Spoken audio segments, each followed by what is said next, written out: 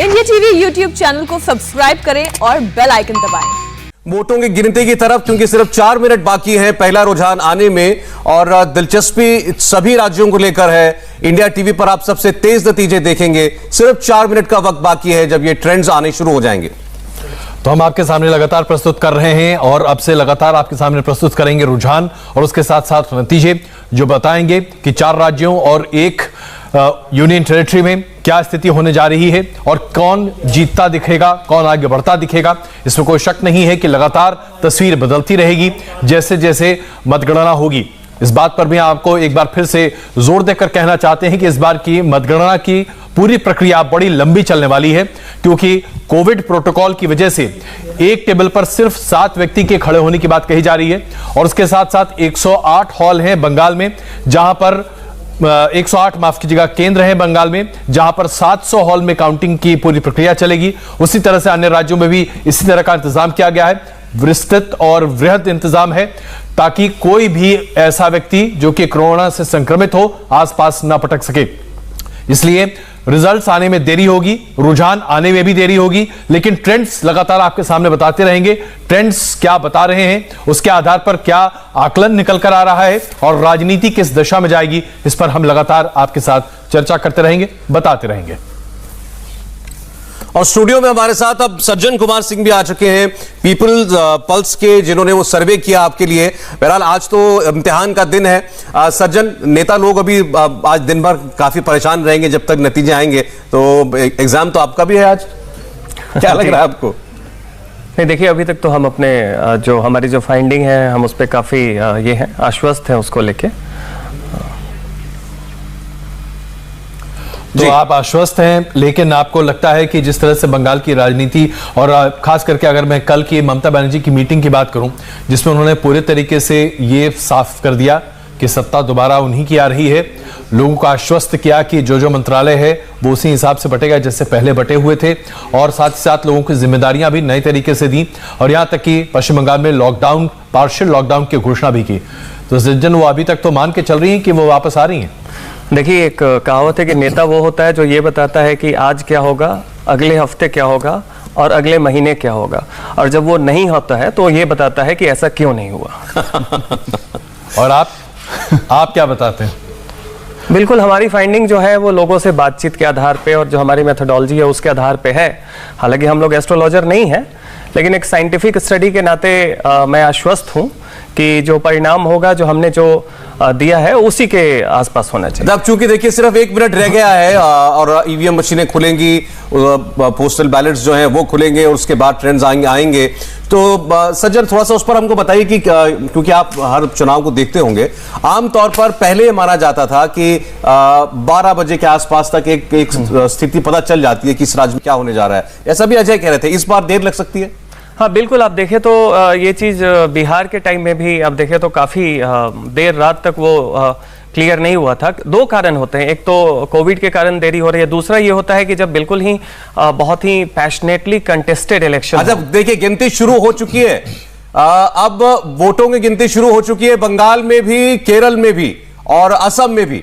ये सूचना आ चुकी है, असम में भी वोटों की गिनती शुरू हो गई है। और इस प्रक्रिया में हो सकता है कि कोरोना प्रोटोकॉल की वजह से थोड़ी आज देर लगे, लेकिन ये काम शुरू हो चुका है, काउंटिंग शुरू हो चुकी है, और अब ये सारे ट्रेंड, सारे रुझान जो है इंडिया टीवी पर आपको एक एक करके मिलना शुरू हो जाएंगे। हमने कोशिश की है कि आपको सारी जानकारी एक स्क्रीन पर मिलती है, सभी राज्यों के बारे में आपको, 5 राज्यों के बारे में पता चलता रहे, लेकिन क्योंकि सभी बड़े राज्य हैं, पश्चिम बंगाल को लेकर बहुत ज्यादा दिलचस्पी है लोगों के अंदर, और सबसे ज्यादा वक्त भी शायद अजय पश्चिम बंगाल में ही लगेगा। बिल्कुल, इसमें कोई शक नहीं है, क्योंकि 294 सीटें हैं और उसमें से 292 पर मतगणना होनी है, तो जाहिर सी बात है एक लंबी प्रक्रिया है। लेकिन हम उम्मीद ये कर रहे हैं कि एक डिसाइसिव ट्रेंड बहुत जल्द, करीबन अगले 2 घंटे में हमारे सामने आता हुआ दिखाई देगा।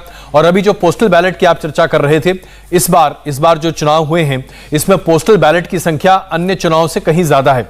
मान के चल सकते हैं कि जो प्रोपोर्शन लोकसभा के समय पोस्टल बैलेट का है वही प्रोपोर्शन इस बार भी 4 राज्यों में आपको दिखाई देगा और इसकी वजह से जो शुरुआती ट्रेंड्स हैं पोस्टल बैलेट के वो दिखाई देंगे। लेकिन शुरुआती जो पोस्टल बैलेट के ट्रेंड होते हैं उसमें एक बड़ी खास बात है जो आमतौर पर दिखाई देती है और वो ये कि भारतीय जनता पार्टी की बढ़त आमतौर पर पोस्टल बैलेट में ज्यादा होती है। सज्जन, मैं समझना चाहता हूं कि आखिरकार ऐसा क्यों होता है? चुनाव दर चुनाव, चाहे आप 2009 के लोकसभा चुनाव के बाद से लेकर अभी तक देखें, जब से पोस्टल बैलेट की अलग से काउंटिंग होनी शुरू हुई है, उसके बाद से ऐसा लगता है कि पोस्टल बैलेट पर लोग पूरे तरीके से भारतीय जनता पार्टी पर ज्यादा यकीन करते हैं और शुरुआती ट्रेंड यही दिखाता भी है।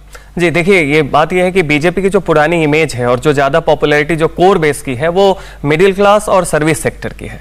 तो पोस्टल बैलेट जो अक्सर होता है वो स्टाफ करते हैं या जो आप कह सकते हैं एम्प्लॉय करते हैं जिनकी चुनाव में ड्यूटी होती है।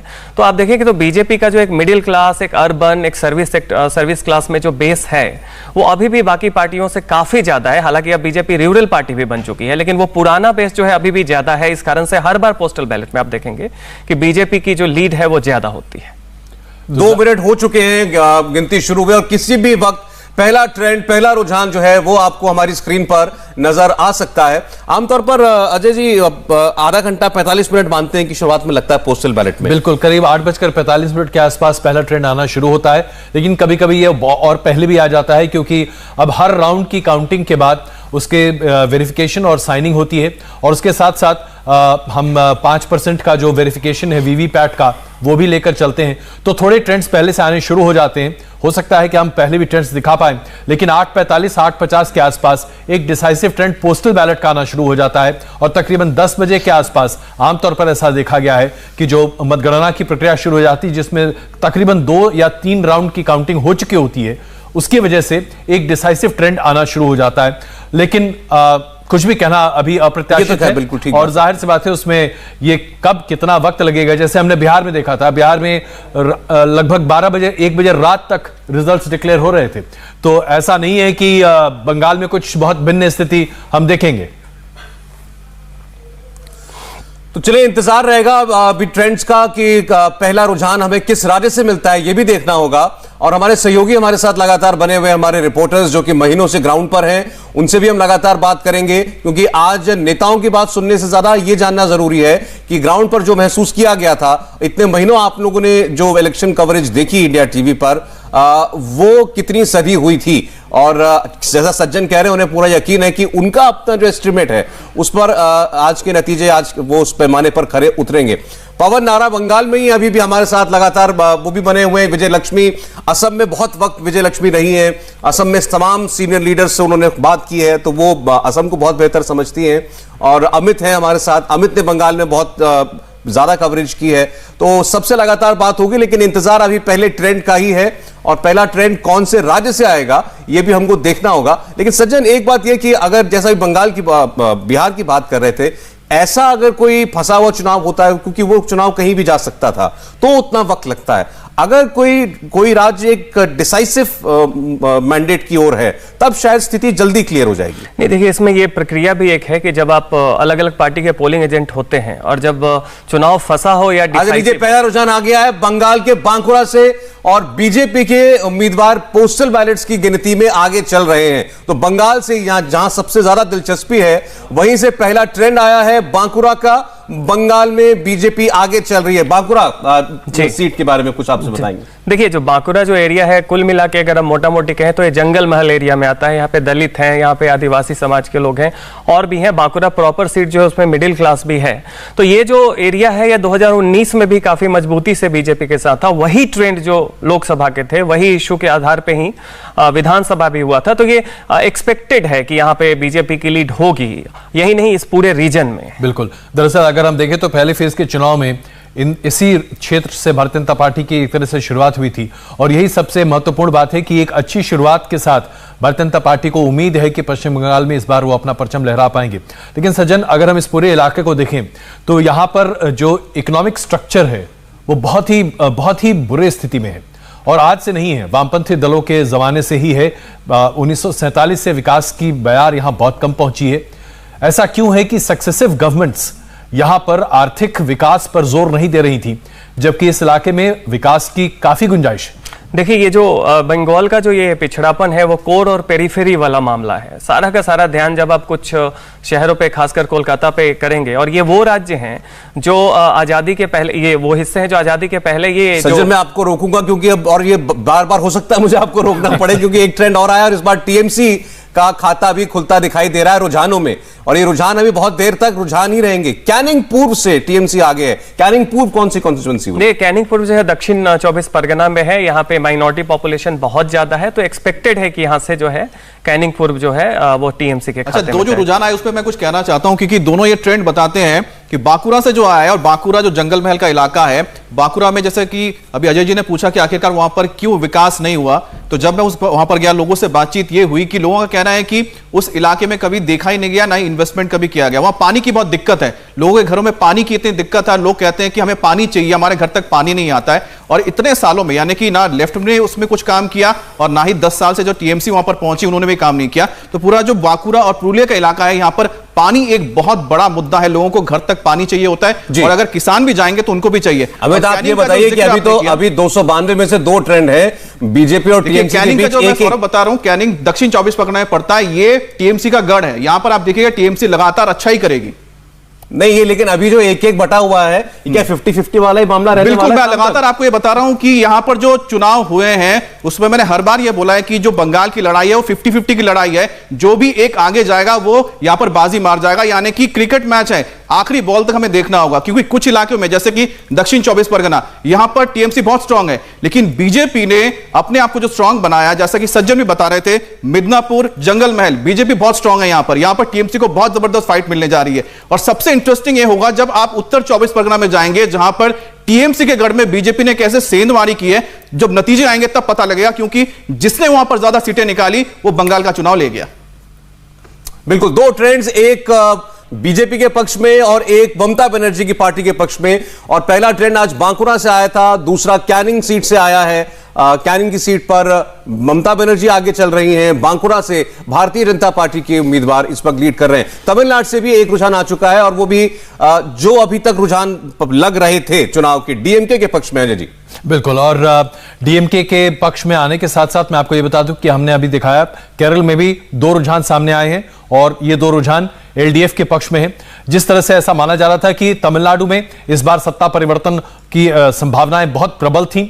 एमके स्टालिन ने बहुत ही कुशल नेतृत्व के साथ अपनी पार्टी को न सिर्फ बांध कर रखा था, बल्कि उन्होंने एक बहुत जबरदस्त तरीके से जयललिता की कमी को भुनाते हुए वहां पर अपनी पार्टी को दोबारा सत्ता में लाने की पूरी कोशिश की थी, और शायद यह फलित होता हुआ दिखाई दे सकता है। कम से कम एग्जिट पोल ऐसा ही कह रहे थे। केरल में एलडीएफ इस बार एक इतिहास बनाने जा रही है, क्योंकि 70 के दशक के बाद केरल में इस बार सत्ता परिवर्तन नहीं होने जा रहा। केरल और राजस्थान एक ऐसे राज्य हैं जहां पर हर 5 साल में एक नई सरकार आती है, लेकिन केरल में इस बार एलडीएफ अगर अपने आप को रिपीट कर पाती है, जिसकी उम्मीदें बहुत ज्यादा हैं, तो इसका एक बड़ा नुकसान कांग्रेस पार्टी को यह होगा कि यही एक राज्य है जहां कांग्रेस को कुछ उम्मीद दिख रही थी, लेकिन अगर यहां भी कांग्रेस को उम्मीद नहीं दिखती है और यहां कांग्रेस की गठबंधन में आगे बढ़त नहीं होती, यूडीएफ को बढ़त नहीं मिलती है, बिल्कुल, तो फिर कांग्रेस के लिए वाकई में अभी तक देखिए बंगाल में तीसरा रुझान भी आ गया अजय, और वो भी बीजेपी के पक्ष में जाता हुआ दिखाई दे रहा है। तो बंगाल में 3 ट्रेंड्स आ चुके हैं, 2 बार बीजेपी आगे है, 1 सीट पर ममता बनर्जी आगे चल रही है, और एक ट्रेंड हमारे पास असम से भी आ गया है, वहां पर भी बीजेपी आगे चल रही है सीट पर। ये कौन सी सीट का ट्रेंड है ये भी हम आपको बताएंगे। विजय लक्ष्मी, शुरुआत जो है असम की, इसे आम भाषा में बोनी कहते हैं, वो बीजेपी की हुई है। बिल्कुल, उम्मीद कि जैसे हमारे एग्जिट पोल ने भी बताया सौरभ, वही लग रहा है, क्योंकि जब मैं पूरे असम में गई तो वहां पर काफी लोग जो है बीजेपी के डेवलपमेंट की बात कर रहे थे। कोविड-19 के दौरान कैसे राज्य सरकार ने वहां पर चीजों को मैनेज किया, इसकी बात कर रहे थे। सीएए जरूर एक बहुत अहम मुद्दा है, क्योंकि बीजेपी का स्टैंड काफी कंफ्यूजिंग था असम की अगर हम बात करें, और सीएए जरूर एक मुद्दा था, लेकिन जिन इलाकों में एपिसेंटर था सीएए का वो दिसंबर में जरूर था, लेकिन आते आते चुनाव की प्रक्रिया के दौरान वो थोड़ा डाइल्यूट जरूर हुआ, क्योंकि कोविड का प्रबंधन और तमाम चीजें जो हैं वो वहां पर प्रायोरिटी में जो है वो देखने को मिली।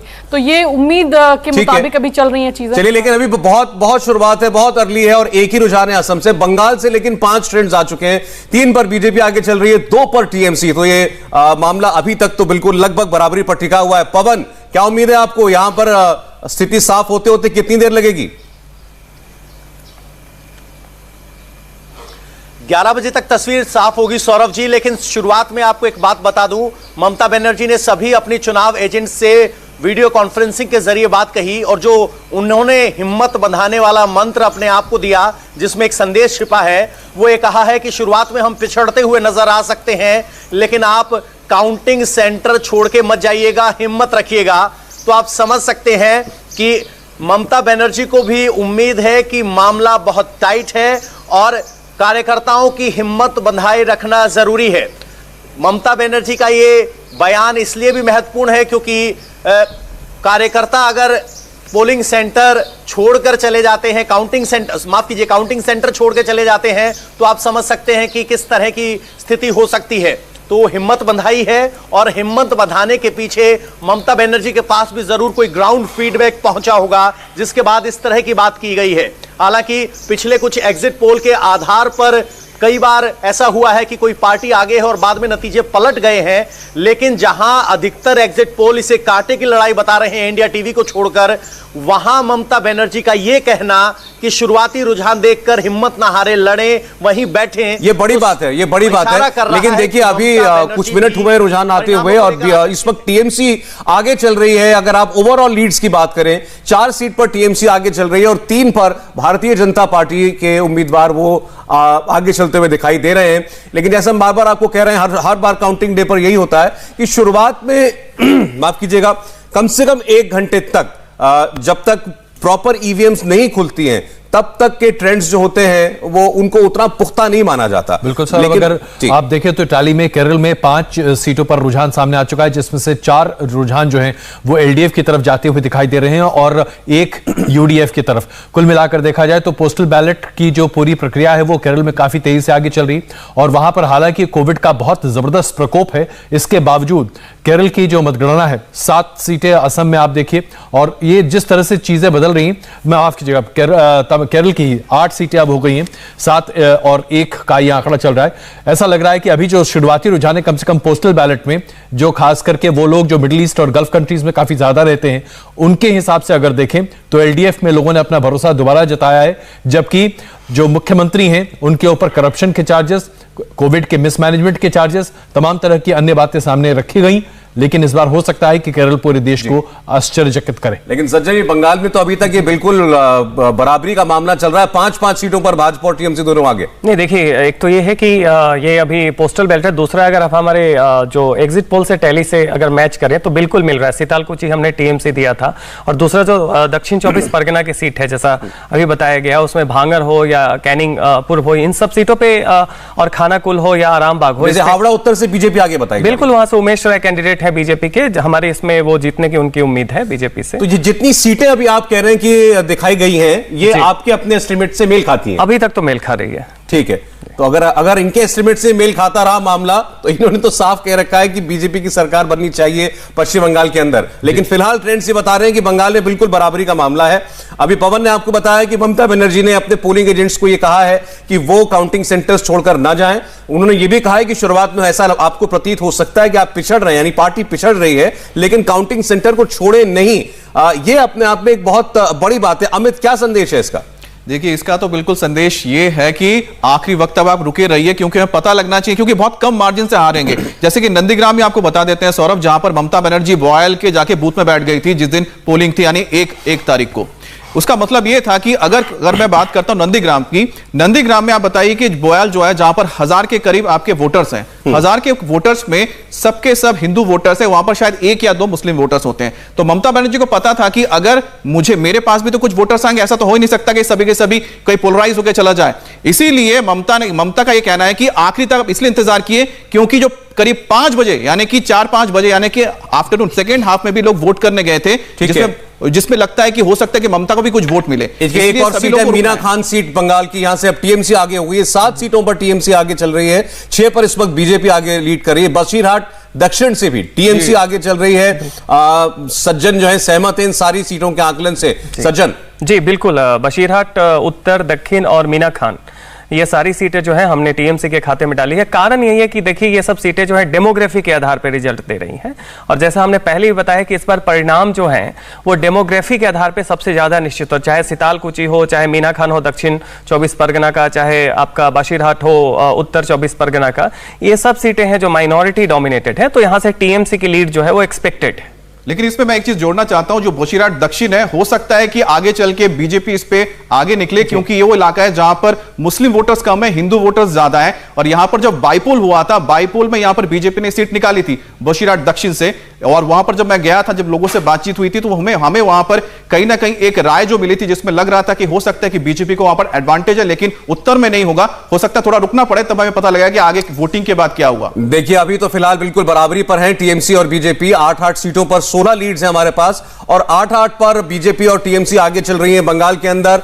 तो और सीटें वो जो हैं जितनी भी हैं, हमारे एक्सपर्ट भी, हमारे साथी भी जो ग्राउंड पर गए हैं, उनका अपना जो आंकलन है उससे वो मेल खा रहा है। बैरकपुर से बीजेपी आगे, बैरकपुर से अर्जुन सिंह सांसद है, गढ़ है बीजेपी का वहां पर, मतलब गढ़ तो खैर बंगाल में किसका कहेंगे किसको, लेकिन मजबूत है। अच्छा, सबसे इंटरेस्टिंग दमदम उत्तर है। दमदम उत्तर वो जगह है जहां से सीपीएम यानी कम्युनिस्ट का गढ़ माना जाता था, और दिन यहाँ पोलिंग हो रही थी, जब मैं वहां पहुंचा तो वहां पर हमने देखा कि जिस तरह से वहां पर बीजेपी के बूथ्स नजर आए थे, वहां पर तब समझ में आया था कि वहां पर कुछ एक बदलाव है, और इस बार ट्रेंड में वो नजर आ रहा है। सौरभ, यहां तो बमबाजी भी खूब हुई थी बैरकपुर में। बमबाजी वहां पर कहां नहीं हुई, ये पूछना चाहिए, क्योंकि ज्यादातर इलाकों में जिस दिन हम घूम रहे थे, एक इलाका था मैं आपको बताऊं जो बिल्कुल कल्याणी के पास पड़ता है, तो कल्याणी के जिस पास इलाके, उसके पास के इलाके में गए, जिस वक्त हम पहुंचे थे वहां पर उसी वक्त बॉम्बिंग हो गई थी। हमारे साथ बीजेपी के कैंडिडेट थे जी, भले बॉम्बिंग हो, लेकिन आप लोगों को डरा सकते हैं। दमदम उत्तर से बीजेपी आ गई, इस सीट के बारे में जरा बताइएगा सज्जन।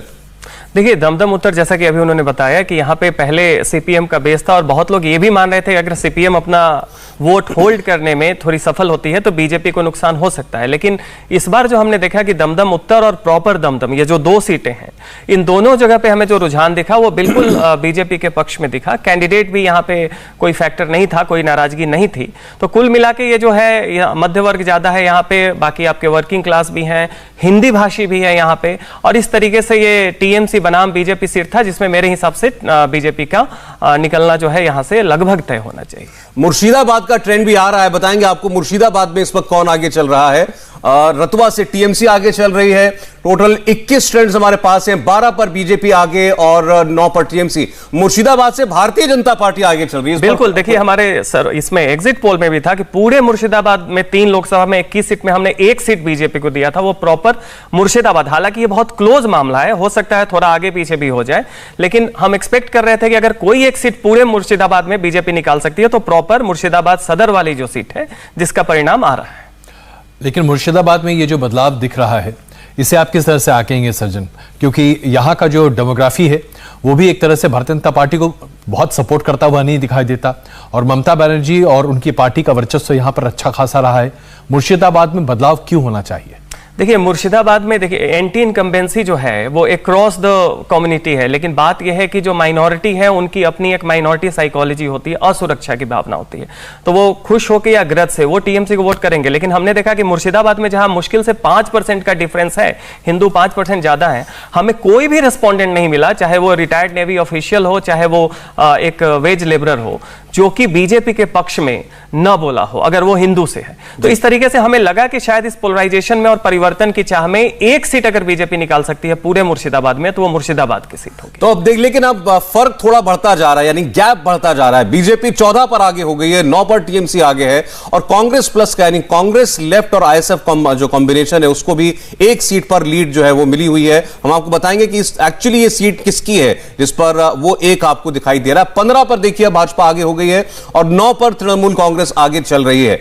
लेकिन आसनसोल उत्तर देखिए सौरभ, ये इलाका हो गया इसका बाबुल सुप्रियो का, यहां से वो आते हैं, और यहां पर जो तोड़फोड़ हुई, जितेंद्र तिवारी जो हैं टीएमसी में थे वो छोड़ के गए, तो कुल मिलाकर आसनसोल में अगर बीजेपी अपने जो सीट्स लेने में कामयाब होती है तो बीजेपी के लिए बहुत फायदा हो, क्योंकि बीजेपी ने वहां पर तोड़ा भी है और साथ ही साथ वहां पर एक बाबुल सुप्रियो का एक असर भी है। ये जो कांग्रेस प्लस की सीट है, ये भरतपुर की सीट बताई जा रही है, जहां से आगे चल रहा है कांग्रेस और लेफ्ट का कॉम्बिनेशन। सज्जन, जी वो देखिए, ये भरतपुर वगैरह वही सीट है जो आप मुर्शिदाबाद, मालदा, दिनाजपुर वाले एरिया में जाएंगे जो माइनॉरिटी डोमिनेटेड है। ये पहले से कांग्रेस का कर रहा है। यहाँ पे प्रियरंजन दास मुंशी, प्रणब मुखर्जी, आपके उसके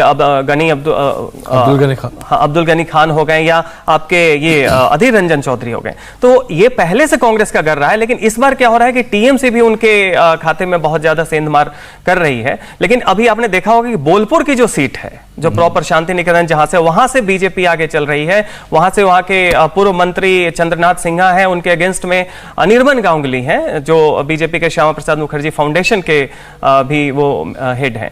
तो आप देखें कि इस तरीके से इस सीट पे भी काफी दिलचस्पी थी लोगों की। पवन 16 पर बीजेपी आगे चल रही है, 10 पर टीएमसी, और आप सीटों के बारे में लगातार यहां सुन रहे होंगे तो आप बताते रहिएगा। कांथी उत्तर से बीजेपी आगे है फिलहाल। पवन, शुभेंदु का गढ़ है कांथी, तो कांथी से बीजेपी आगे का मतलब आप समझ सकते हैं कि शुभेंदु अधिकारी और उसके परिवार का जो असर समझा जा रहा था वो हो रहा है। ममता बनर्जी शुभेंदु अधिकारी को रोकने के लिए खुद नंदीग्राम पहुंची थी। ये वही इलाका है, तो आप समझ सकते हैं कि जिस क्लाउड की बात की जा रही थी वो इशारा कर रहा है। दूसरी बात, जो मुर्शिदाबाद में अगर बीजेपी जीत रही है तो ये इशारा कर रहा है कि पोलिंग पोलराइज्ड हुई है, यानी जिस बात को हम उठा रहे हैं वो भी होगी। और अगर आपको फेयर एंड स्क्वायर समझना चाहते हैं तो कलकत्ता उत्तर और दक्षिण के इलाके, यानी राजधानी के आसपास के जो ट्रेंड होंगे वो स्पष्ट संकेत दे देंगे, क्योंकि ये वो इलाका है जो माना जाता है कि टीएमसी के साथ है। और इन सीटों पर अगर बीजेपी आगे होती है तो स्पष्ट लहर के संकेत है, उसमें कोई बदलाव नहीं है। हमें नहीं भूलना चाहिए कि आखिरी फेज में जब उत्तर कोलकाता की 7 सीटों पर वोटिंग हो रही थी तो तब महात्मा गांधी रोड कोलकाता के दिल में बमबाजी की जाती है, सिर्फ इसलिए कि वोटर ना निकल पाए। वो मारवाड़ी इलाका है, हिंदी भाषी है, माना जाता है कि बीजेपी का समर्थक है। तो आप समझ सकते हैं साम दाम दंड भेद सब अपनाया गया है। और फिलहाल के जो ट्रेंड हैं, अगर आप सीट स्पेसिफिक देखें, ये ट्रेंड नहीं है, ये पोस्टल बैलेट है।